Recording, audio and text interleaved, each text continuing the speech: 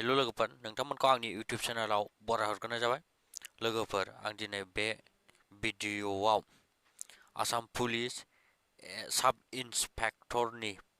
Physical स्टेन्डार्ड्स आरो physical efficiency test आरो selection प्रसिडिउरनि सोमोन्दै बे भिडिअ'नि गेजेरजों नोंथांमोननो खिथाहरगोन। बेयाव नाय लोगोफोर, गिबियाव फिजिकेल स्टेन्डार्ड्सखौ नायग्रोदो। बेयाव केटागरि वाइज हिसाबै होनाय दं लोगोफोर, हाइट मिनिमाम, बिनिफ्राय बेयाव केटागरि वाइज जेनेरेल अबिसि, एमअबिसि आरो एससि फोरनि थाखाय नै लोगोफोर बेयाव होनाय दं मेल एन्ड ट्रान्सजेन्डार केन्डिडेट्सफोरनि थाखाय 162.5 सेन्टिमिटार, बिनिफ्राय फेमेलफोरनि थाखाय होनाय दं 154.94 सेन्टिमिटार, बिनिफ्राय एसटिओस एसटिपि फोरनि थाखाय दं लोगोफोर बेयाव 160.2 सेन्टिमिटार, बिनिफ्राय फेमेलफोरनि थाखाय दङ 152.40 सेन्टिमिटार, बिनिफ्राय सेस only four male and transgender माने बिखा सुनायखौ होनदों लोगोफोर। बेयाव नाय अनलि मेलफोरनि थाखायल' एबा हौवाफोरनि थाखायल' होनदों बेयाव। बिनिफ्राय बेयाव नाय केटागरि वाइज होनाय दं, बेवहायबो जेनेरेल अबिसि, एमअबिसि, एससि आरो एसटिपिनि थाखाय होनाय दं बेयाव नर्मालाव 80 सेन्टिमिटार, बिनिफ्राय एक्सपान्डेड 85 सेन्टिमिटार माने 85 सेन्टिमिटारसिम जानो हागोन होनदों। बिनिफ्राय एसटिओसनि थाखाय होनाय दं 78 सेन्टिमिटार, बिनिफ्राय एक्सपान्डेडआव दं 83 सेन्टिमिटार। बेनो जाहैबाय लोगोफोर फिजिकेल स्टेन्डार्ड्स। बिनिफ्राय बेयाव नायदो नै लोगोफोर फाइनाल सेलेक्शन प्रसेसा बोरै जागोन नै बेयाव दोनै लोगोफोर राइटेन एग्जामाव 100 मार्क्स दं, बिनिफ्राय फिजिकेल इफिसिएन्सि टेस्ट जेरावबो दङ बाहायबो 40 मार्क्स दं, बिनिफ्राय एक्सट्रा कारिकुलार एक्टिभिटिसआवबो दं 30 मार्क्स, बिनिफ्राय अरेल एबा भाइभा पस्टआव दङ 5 मार्क्स। बेनो लोगोफोर सेलेक्शन प्रसिडिउरा। बिनिफ्राय बेयाव लोगोफोर राइटेन एग्जामनि सोमोन्दै आङो थांनाय भिडिअ'आव नोंथांमोननो मोजाङैनो फोरमायखाबाय। दा राइटेन एग्जामनि सोमोन्दै बे भिडिअ'आव फोरमायला आङो। बे भिडिअ'आव आङो फिजिकेल इफिसिएन्सि टेस्ट आरो एक्सट्रा कारिकुलार एक्टिभिटिस आरो अरेलनि सोमोन्दै एसे फोरमायबावनो सानदों। बेयाव नायग्रोदो लोगोफोर फिजिकेल इफिसिएन्सि टेस्ट दं। फिजिकेल इफिसिएन्सि टेस्ट बेयाव 40 मार्क्स दं, बिनिफ्राय बेयाव नाय मा होनदों दा physical efficiency test will carry 40 marks, it will have 2 event size. बेयाव नाय 1600 metre race for male candidates and 800 metre race for female candidates. बेनो जाहैबाय फिजिकेल इफिसिएन्सि टेस्ट। आरो मोनसे दंबावो लं जाम्प, बेयाव दं नै लोगोफोर for male and transgender 335 centimetre minimum and for female 244 centimeter minimum. 3 chances longest valid jump will be considered. बेनो लोगोफोर फिजिकेल इफिसिएन्सि टेस्ट।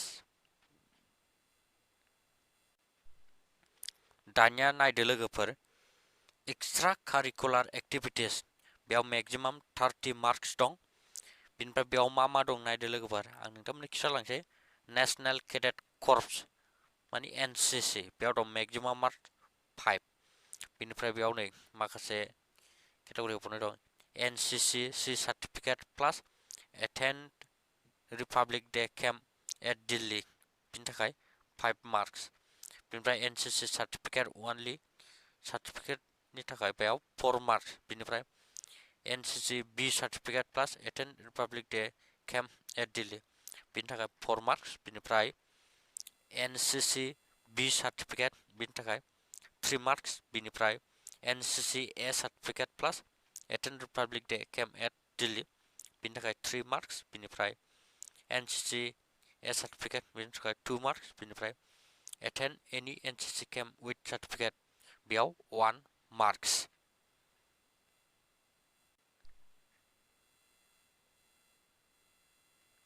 बिनिफ्राय बेयाव दं होम गार्ड्स बेयाव मैक्सिमाम 5 marks बिनिफ्राय बेयाव मा दं नायदो homeguards who have completed advanced training and are deployed as armed home guard for a period of 4 years or more बेनि थाखाय 0.5 marks बिनिफ्राय home guards who have completed the advanced training and are deployed as armed home guard for a period more than 1 year but less than 4 years बेनि थाखाय 0.4 marks बिनिफ्राय home guards who have completed basic course with refresher training and on duty as home guard for a period of 4 years or more बिनि थाखाय 0.3 marks बिनिफ्राय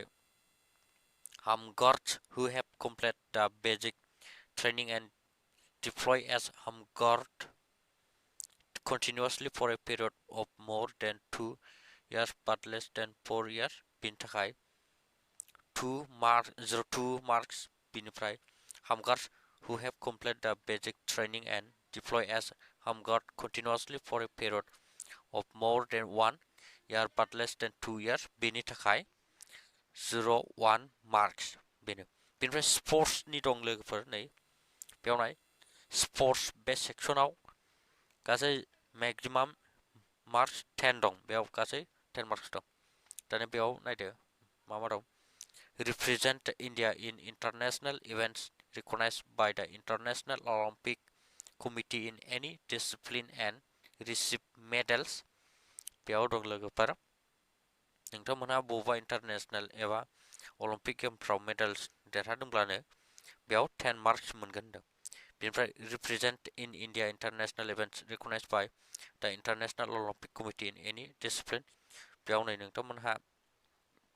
international एबा जायखिया Olympic गेमफोराव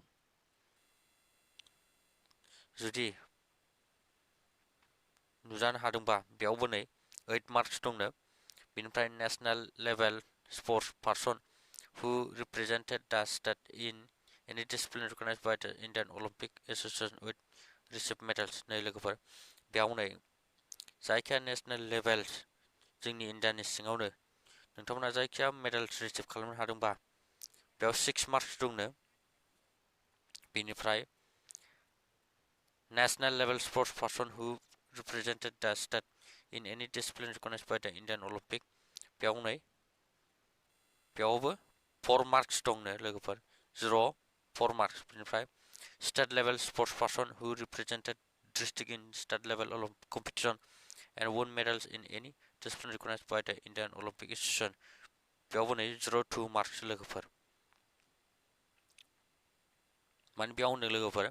जायखिया नोंथांमोनहा जोंनि इन्डियानि सिङावनो डिस्ट्रिक्ट लेभेलाव माबाफोर गेम गेलेनानै जोंनि अलिम्पिक एसोसिएशननिफ्राय इन्डियान अलिम्पिक एसोसिएशननिफ्राय मेडेलफोर देरहानो हादोंबा नोंथांमोना बेयावबो 0.2 मार्क्स मोनगोन होनना बुंदों बेनिफ्राय एक्सट्रा एकाडेमिक एचिभमेन्ट्स दंबावो बिनि सायाव बेयावबो 10 मार्क्स दंनोलै बेयाव नायदो मा दं 45%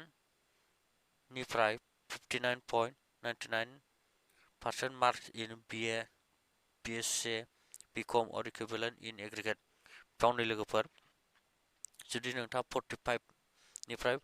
59.99% मार्क्स मोनदों BA, BSc एबा BCom आव होमबा नोंथाङा बेयाव 0.2 मार्क्स दं बेयावबो बेनिफ्राय 60% and above marks in BA, BSc, BCom or equivalent in aggregate बिनि थाखाय 0.4 मार्क्स दं बेनिफ्राय 45% to 59.99% marks in BTech degrees in engineering MBBS BDS LLB after the rest बेयावबो दं 4 marks बेनिफ्राय 60% and above marks in BTech degree in engineering MBBS BDS एबा LLB after the rest बेयावबो दं 6 marks बेनिफ्राय additional degrees आव दं MA MSc MCom LLB आरो MBA after graduation LLM PG बिनि थाखायबो बेयाव होनाय दं लोगोफोर इन अदर स्ट्रिम्स बिनि थाखायबो 6 मार्क्स होनाय दं बिनिफ्राय बे थांबाय एक्सट्रा कारिकुलार एक्टिभिटिसनि दानिया अरेल एबा भाइभा भ'सनि थाखाय फैलायबाय नै लोगोफोर बेयाव मैक्सिमम 5 मार्क्स बेनो जाबाय अरेल एबा भाइभा भ'सनि मार्क्स 5 मार्क्स दानिया जोंहा टटेल मार्क्सआ फैबाय नै दाजाबनानै लोगोफोर 175 मार्क्स टटेल written exam plus physical efficiency test plus extra curricular activities plus oral एबा viva post बेजों टटेल 175 मार्क्स बेनो जाहैबाय लोगोफोर सिलेक्शन प्रसिड्यूर स' लोगोफोर दिनैनि भिडिअ'आ एसेनोसै लोगोफोर नेक्स्ट भिडिअ'आव आङो काट अफ मार्क्सनि सोमोन्दै भिडिअ बानायगोन लोगोफोर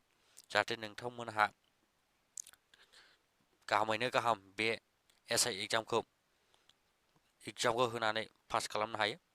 दा लोगोफोर दिनैनि भिडिअ'आ एसेनोसै जाहाथे नोंथांमोनहा लोगोफोर भिडिअ'खौ मोजां मोनोबा अननानै लाइक खालामो शेयार खालामो आरो साबस्क्राइब खालामनानै बेल आइकनखौ थुनानै लादो लोगोफोर दा एसेनोसै गोजोन्थों।